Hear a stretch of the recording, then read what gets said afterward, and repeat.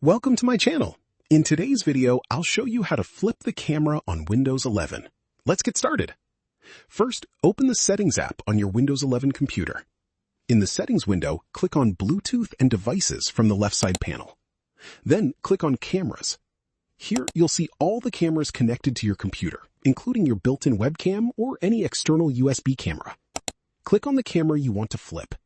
This will open the settings page for that camera. Now scroll down and expand the Basic Settings section if it isn't already open. In this section, you'll find options to adjust how your camera image appears. Look for the flip, mirror, or image rotation option, depending on your camera model and driver. Enable the option to flip the camera view as needed.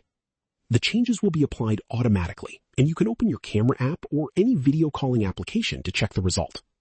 If you don't see a flip or mirror option, your camera driver may not support this feature, and you'll need to use the settings available in your video conferencing app instead. And that's it. If you like the video, like, subscribe, and press the bell icon for more helpful tutorials.